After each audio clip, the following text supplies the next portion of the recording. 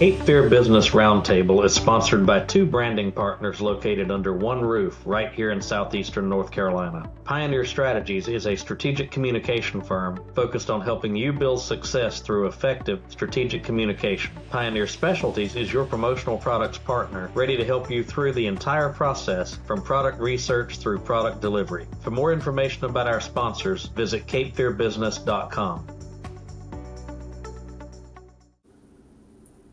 Welcome to Cape Fear Business Roundtable. I'm your host, Frank Williams, and today we have with us Lisa Leath, who is the Chief People Officer at Vantaca. Lisa, welcome. Thank you. We appreciate you joining us. And she is also the immediate past president of the Wilmington Chamber of Commerce, and I'm sure we'll touch on that a little bit as well. But before we dive into talking business, obviously we're in a fast-growing part of the state and lots of people moving here from lots of places. Tell us a little bit about where you're from and how you wound up in the Wilmington area. Yeah, would love to.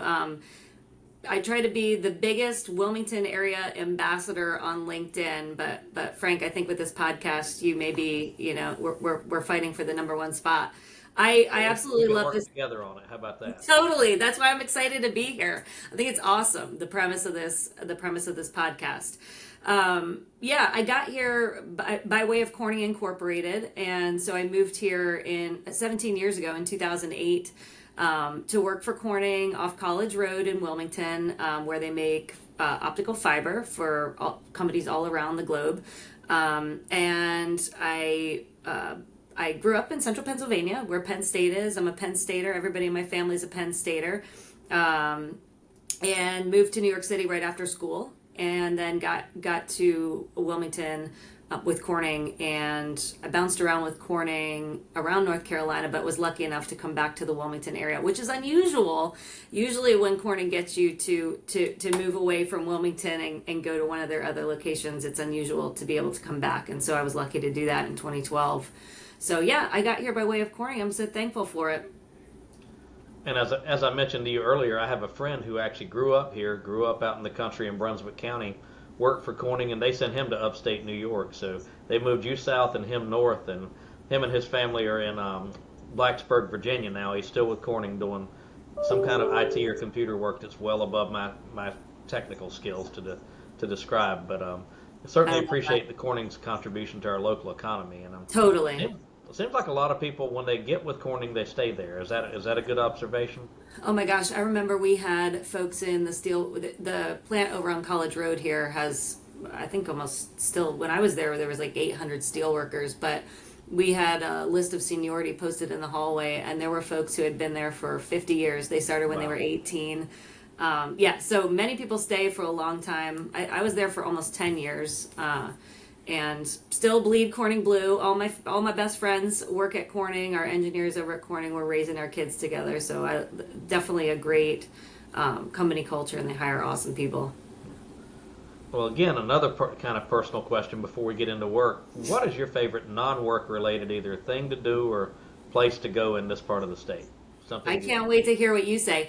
I was trying to think about this from the standpoint, I'm a New Hanover County girl, you're over in Brunswick County, and I was like, okay, my favorite thing to do in New Hanover County is jump on my little boat with my family and go out to Mason's Inlet, which is just north of Wrightsville Beach. The water is just Caribbean blue. It's just unbelievable. It doesn't even look like it could be in North Carolina, and highly encourage people to take one of the local tours if you don't have a boat and get out there at Mason's Inlet. It's just one of the most beautiful parts of the world. Honestly, it's my favorite beach in the world. Pender County, I would say, I'd encourage people to head on up to Hampstead. It's like blowing up, and there's tons of good little restaurants and bars to pop into. My husband and I are investors in the Leaf & Barrel, so I have to give a shout out to Leaf & Barrel.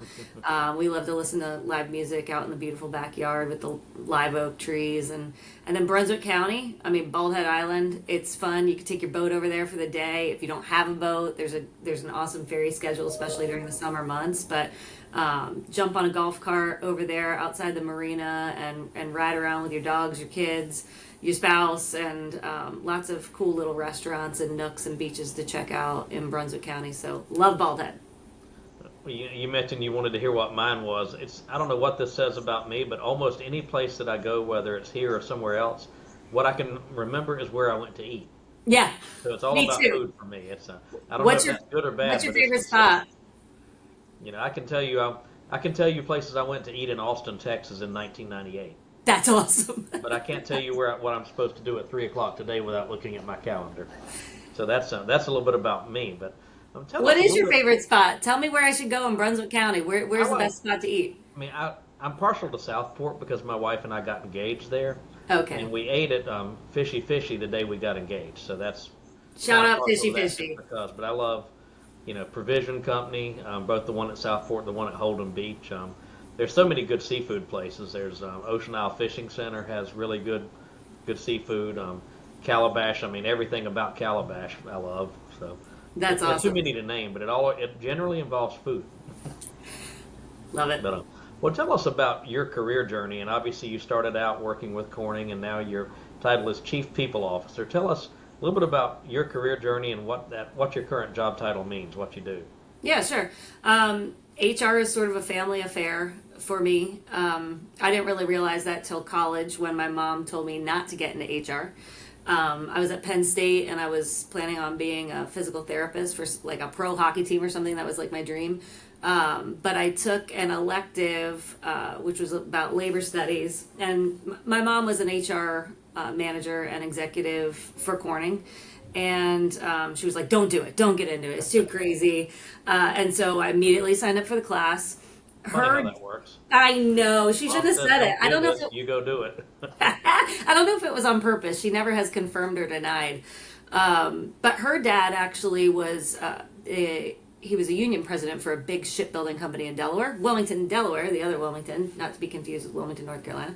And so, he fought for workers' rights back in the 60s, late 50s, 60s, and then she ended up in labor and industrial relations, being an employee relations manager for Corning.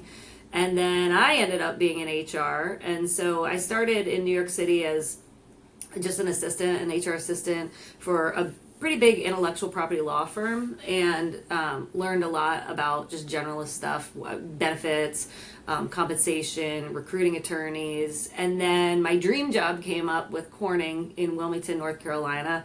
And I had interned with Corning in college. And basically my job was to come down here and negotiate and handle all the grievances with the international steelworkers at the Wilmington plant. And so, 24/7, it was like, just working with the steelworkers to get to common ground on everything from overtime policies to shift schedules to leave policies. And then I left to go work at the Union Free plant in Charlotte with Corning as the HR manager for a couple of years. We unmothballed that plant. And grew it to, I think, close to 500 employees in less than 2 years. So that was like huge scale, really fun, different plant, and then made it back to Wilmington, North Carolina with Corning as the HR leader over there on the campus. So having all the salaried folks and hourly folks to work with. And then I left to go do a merger with two companies. One was headquartered locally, AI Pharma, and then Cambridge Major Labs had several locations across the globe, and we created what's now Alchemy, and it's a CDMO, contract development manufacturing organization. They make drugs for other companies that slap their labels on it. And then I started my HR consulting business called Leath HR Group, which is a fractional HR recruiting and training firm, which my husband now runs, now that I'm full-time at Vantaca, but I still own Leath HR Group. So yeah, it's been an interesting ride, and the best part about it is I can look back with a lot of pride on the fact that I've worked with some of the most influential employers in the area, and at least have my fingerprints somewhat on the employee experience at a bunch of different employers around here. So that's fun. And tell us a little bit about Leath HR. I know that's not your full-time gig anymore, but you did start it. Tell us what Leath HR does and who should call them, and what kind of things should prompt somebody to call them if they need help. Yeah, no, I appreciate that. So Leath HR Group is a group of senior certified HR professionals. So on paper, these folks look a lot like me. and they have years of experience working across different industries, in different scenarios with companies of all different sizes. I think that's what kind of sets the Leath HR Group consultants apart, is they're not straight out of college, and they've seen some things, right? They've seen the story, and they can quickly go in and sort of pattern match on what's going on with your business and help clients really grow, and then it alleviates the CFO or the owner of the company from having to deal with all the people stuff. And especially as you grow, that's the last thing the finance guy wants to be worried about. And typically the finance folks get stuck with it because it starts with payroll. They take over payroll, and then you hire more employees, and then people have problems, and then that's not where they like to be spending their time. So it's a beautiful kind of symbiotic relationship to have, outsourced HR leaders be able to step in, and for a fraction of the time and a fraction of the cost of hiring somebody full time, you get that like senior level expertise that also these guys know how to roll their sleeves up and like get in the mud for you. But also if you need them to step back and think strategically about your business growth, that's also a thing that they can do. So I would say everywhere from small to mid-sized businesses around the region. We've also, helped folks like Corning and Nova. And so the sky's the limit. And, as long as we can scope out a problem, a project, or, growth plans that folks want to achieve, we can plug in. And being a small business owner myself, I've worked with clients who are growing into that space where they suddenly haven't thought about HR, and suddenly they don't have a choice because of something that comes up. And it's not the kind of thing, unless you're trained to do it, you don't know how to do it. Just like what I do, people try to do their own PR, and most of them can't do it because they don't know how to do it. And so I would encourage anybody who's starting to deal with those issues, reach out, because that's something that you don't want to get in trouble for doing it the wrong way. But that's true. Tell us a little bit about Vantaca and what, most people probably have heard the name, but they may not know what you do. Tell us about what Vantaca does and who you help and that type of thing, who your clients are. Yeah, I'd love to.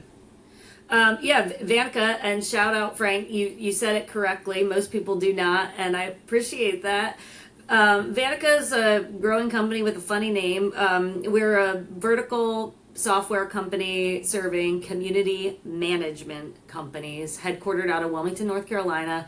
So community management companies is kind of like, well, what is that?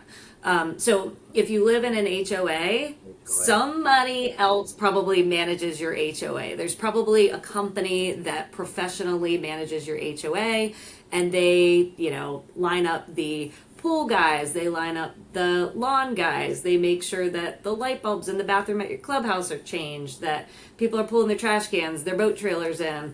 And so those community management companies are our customers at Vantaca. So at this point, we've got just probably 400 customers on Vantaca and we're serving 5.5-ish, a little bit more, million doors. So we've got 5.5 million residents using Vantaca, whether it be, the desktop or the mobile apps that we have for homeowners and board members. And then additionally, we partnered with a company called HOAI. They came on board with us about 6 months ago. It's a Silicon Valley based company that joined Vantaca. And we're really leaning into AI powered growth and making sure that we're just like fueling the growth of these community management companies and their profit margins by getting smarter with how we do a lot of the admin work, and allowing the folks that work at these community management companies to go out and like interact with their board members, interact with homeowners or residents, and do what humans do best, which is relationship building, leadership, and leave all the admin stuff to the agents that we're building. Yeah, I've seen the company name and I never knew what you did, so I've learned something. Awesome. So well, let's change gears a little bit. Obviously, you're the past president of the Wilmington Chamber and have been involved in that. I know you went to Washington, D.C. with them a few months ago on a trip that I was supposed to attend, but thanks to airline cancellations, I didn't make it, and I'm still mad about that, but I was able to get my refund, so I'm not but so mad. But tell us about why you're so passionate about the Chamber, and tell us from your perspective why the Wilmington Chamber, what it does, and what kind of impact you think it makes in the community. Yeah. So the Wilmington Chamber of Commerce, I can directly tie my investment as a small business owner to getting new customers. So customer acquisition, and that's something that's kind of hard to beat. I think of the bang for my buck that I get with the Wilmington Chamber, whether it's, attending some of their events and networking with folks, to actual sponsorships. Leath HR Group sponsors 40 Under 40, and just think about getting your logo on 40 videos that get shared by every, person that was awarded the 40 Under 40 each year. I mean, the sponsorships are wonderful. But the reason why we do it too is to just continue to reinvest in the local economy, because the Wilmington Chamber advocates for all businesses, which I think is really important. Startups become the small businesses, become the mid-sized businesses, become the big business.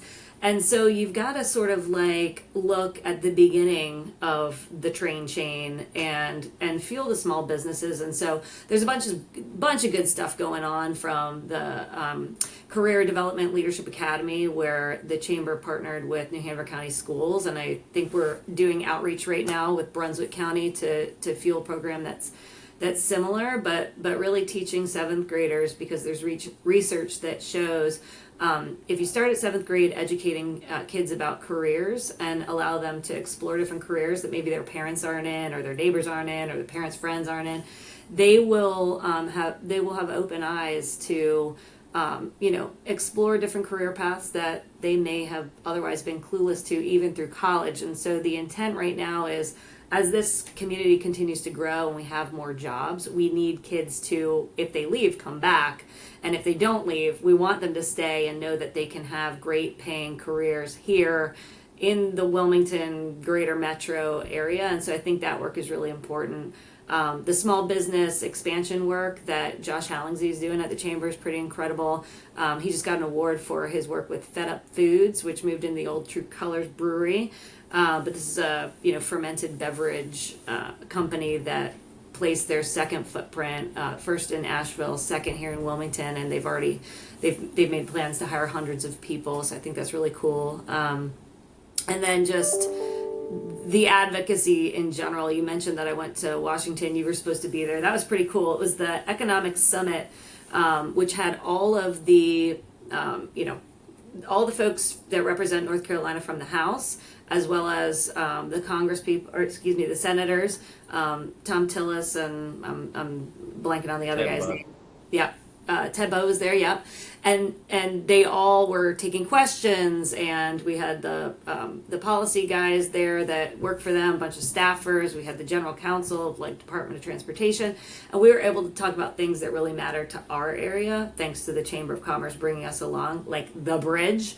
Apparently, there were 3,000 unsigned DOT.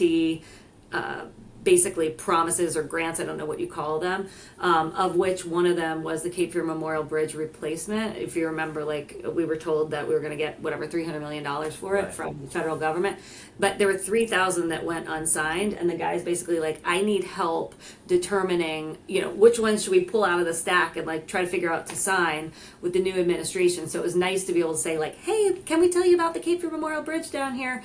And he's like, hey, take a note, guy, and let's pull that one out and get it signed. So just even being in the room to speak up for our region is super important. I love that Natalie English gets us in the room. That's half the battle, is just being there to speak up for yourself in the area. So I could go on, but big fan of the chamber. I highly encourage everybody to look into investment, see what they can do for you. And a couple of comments on that as far as being in the room. I've heard it said that if you're not at the table, you're on the menu. And obviously by being at that location and with those people, you were at the table.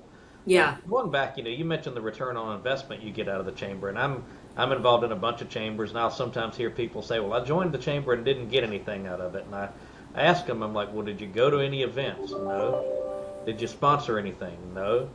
So all they did was join and pay dues, and they never went and expected this miraculous return on investment without putting any effort in.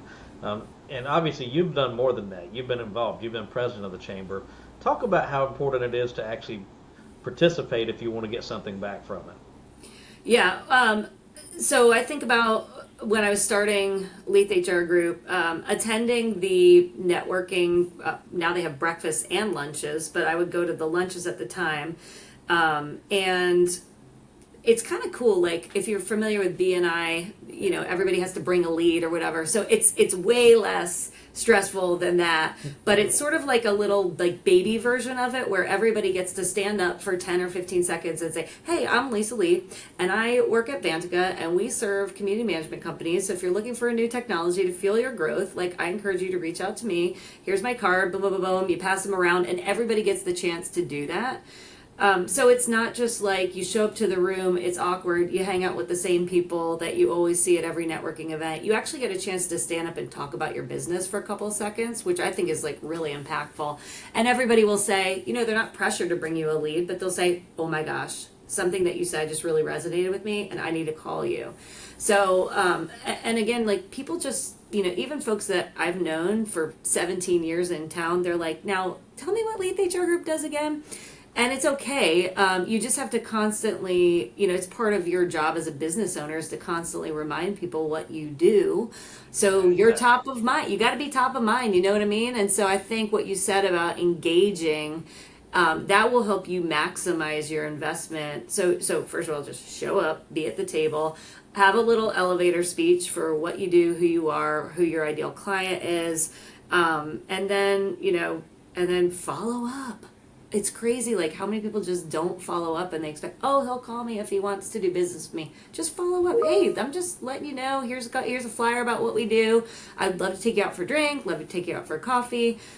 Just generally, I mean, and if you can maybe throw the other guy a bone too, you're more likely to probably get business, right? So I love the idea of helping each other out. That's been it's been a big growth lever for me. It doesn't matter whether it's Vantaca, Leath HR Group. Like if I can throw somebody else a bone, I truly believe like that is not just good karma, but it's good business.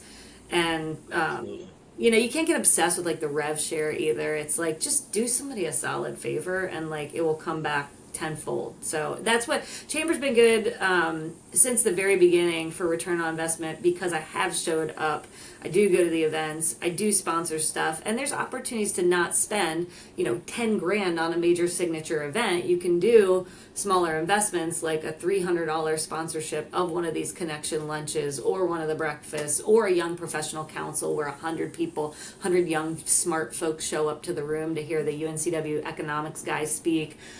You could sponsor stuff like for an affordable price and get in front of people and get, evangelize your business in front of, whatever the right audience is for you. And I think, it's just so important to get plugged in. One thing I think is so important, you touched on this, is, the people who give the most are going to get the most. If you go in and you're just a taker and all you're doing is, harassing people to buy your whatever you're trying to sell, you're not going to get much. But if you go in and have something to offer and present something of value, it'll come back to you every time. It does. Tell us a little bit about your year as the chamber president, what that experience was like.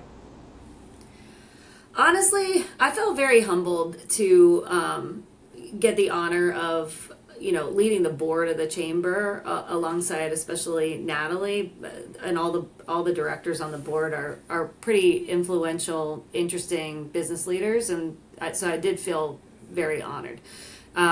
Especially looking back at all the different, board chairs before me. It is really cool experience. What I like about the chamber, especially as an HR person, is there's a pretty good succession plan to get to the board chair position. So what I enjoyed about it was you put an HR lady in charge of the financials first. So I was the treasurer 4 years ago. That was totally scary to me and ended up pretty well. We got really tight and started doing, cash flow forecasting, and got the chamber in an excellent financial position following COVID, thanks to the work that came before me with Stephanie Lanier and Andrew.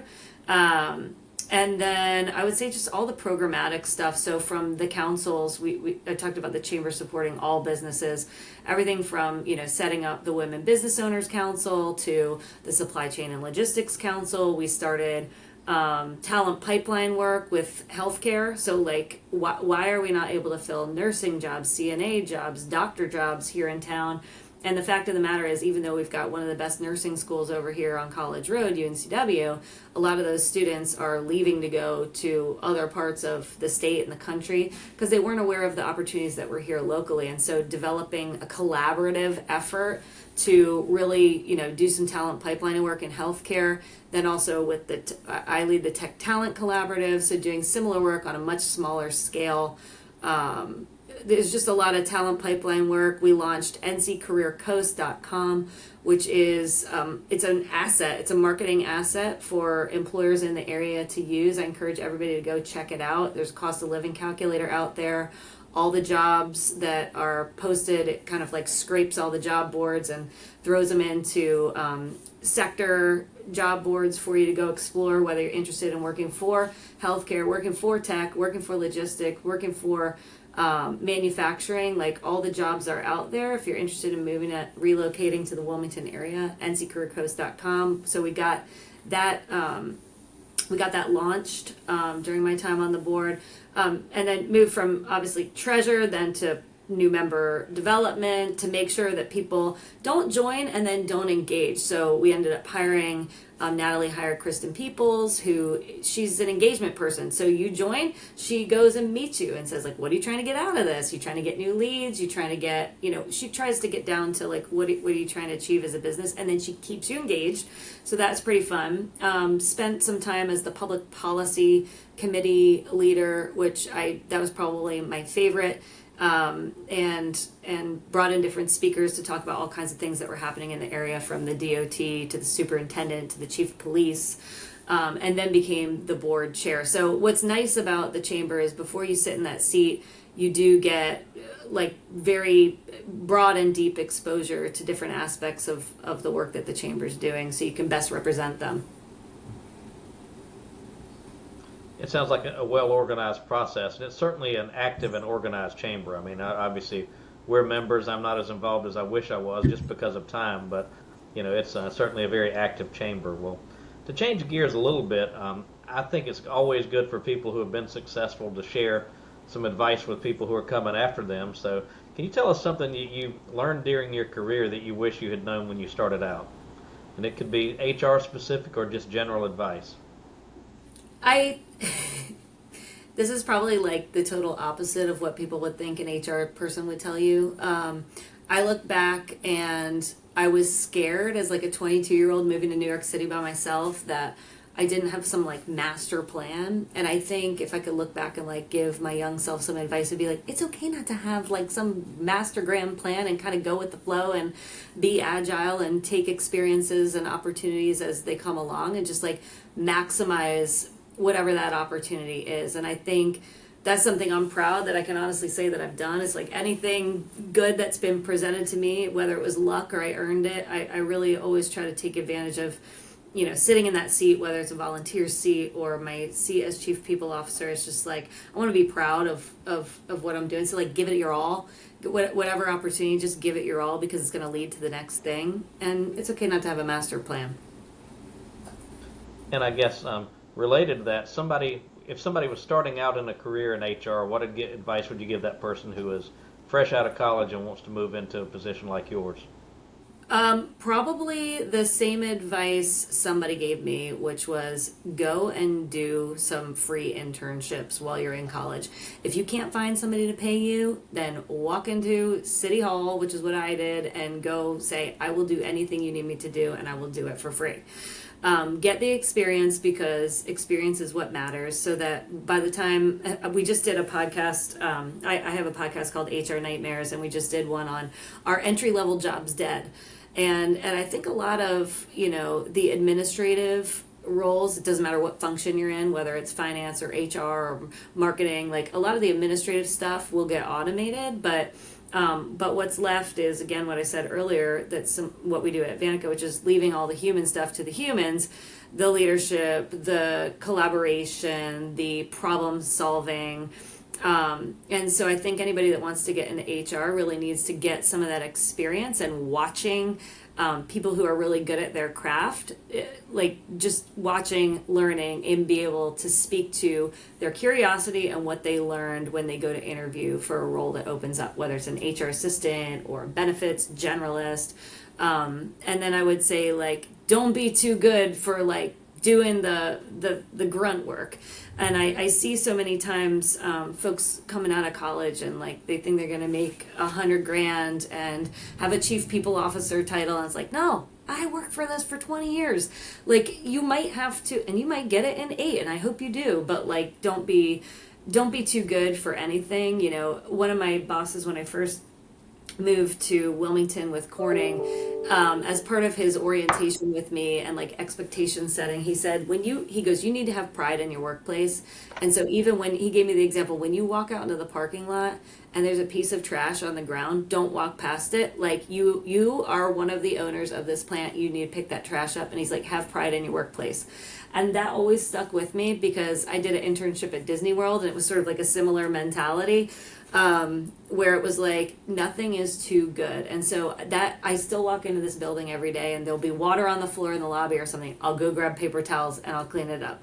I'll get to my office and the trash hasn't been taken out. I'll take the trash. I'll take it to, don't be too good. You're never too good, because people are watching, especially when you're in leadership roles, and they're going to want to do as you do. And so you always got to have that level of humility and being willing to roll up your sleeves and do what it takes. I think that is excellent advice. And, on the occasions where I've been interviewing someone for a job, even an internship, I will ask them, how are you going to handle it if we ask you to do something that's not part of your job description, or if you see something that needs to be done that's not part of your job description. And, if somebody thinks they're too good, especially in a small business of 3 or 4 people, everybody has to do a little bit of everything. I mean, I'm the owner of the business, and I've cleaned the kitchen before, and so it's funny how that works out. When you're the owner, you're also the chief bottle washer and a lot of times the janitor. And if somebody has that attitude, to me, that's a red flag. And 100%. If they think they know too much without being willing to learn from those who've come before, to me, that's a red flag. About what their mentality is going to be like down the road. Yeah, we call it agency around here at Vantaca. It's like we look for people with high agency. And well, last question to close it out. Tell us either what you're currently reading or like to read that you use for personal development, or podcast you listen to, or what you do either for entertainment or to learn and develop yourself. No, I love this. And this is another great interview question for people. It's like, people should always be growing. That's a value Absolutely. That we have at Vantaca. First of all, every morning when I take a walk, I listen to Apple News audio, and then tune into and read, Wall Street Journal, hit the highlights in Wall Street Journal. And then also, we have a culture of learning here at Vantaca. And so our CEO is constantly sharing podcasts. A16Z is a great podcast. All In is a great business podcast that they're always recommending. And then, of course, I want people to listen to this podcast. I want people to listen to HR Nightmares, which is a podcast that the Leath HR group team sponsors. It's just fun. We talk about all kinds of crazy situations and real stories, and try to do it with a little bit of humor. But I like reading the news every day. Sometimes it's not so fun, but it is good to keep yourself educated and keep your head out of the ground so you can make good decisions when you go to the polls. And those are great recommendations, and I will certainly put HR Nightmares on my list. And I listen to one every day, or not every day, but I try to listen to it every morning, called Wall Street Breakfast. Oh, nice. Who puts that on? I don't even know how I found it. It's about 7 minutes long every day, 6 to 7 minutes. And it's just a high-level overview of what's going on in the markets. Oh, I love that. And it's, so, I can listen to it on my drive from my house to my office. I love that. 7 minutes, that's perfect. Nobody has any excuses for 7 minutes. If I see one much longer than what we're at right now, time-wise, I wonder if I'm going to have the time to listen to it. We're at about 30 minutes now, so that's about my attention span. I'm with you. Is there anything else you want to share before we wrap this up? I guess, as two people that live in the Wilmington, North Carolina area, New Hanover, Brunswick, Pender County, this is just an absolutely beautiful place to live and to work. The quality of life is, unmatched anywhere. The cost of living is still good, even though people complain about the traffic. It's really not that bad. And, I'd highly encourage people to, reach out to somebody that you're connected with on LinkedIn and find out what is it like to live there. Somebody that does a similar type job as you, works in an industry you work in, find out, reach out. People love to share about this area. It is growing, but it is beautiful, and it's great for families. We're growing jobs here, right, Frank? And we need capable people to come here and fill them. We'd rather fill them with locals and grow the economy versus hiring remote folks, although we do love our remote folks. But if you want to move to Wilmington, please definitely check out Vantaca. We're hyper growth software company, growing 100% year over year. And we'd love for you, if you work in the tech space, to check us out. Well, thank you again for joining us. And if you're watching this on YouTube or listening on your favorite podcast app, we hope you'll follow us. You can follow us at capefearbusiness.com. We have links to all of our profiles there. And Lisa, thank you again for joining. And it's been a pleasure. Thank you. Listening will tune in next week. Thanks, Frank.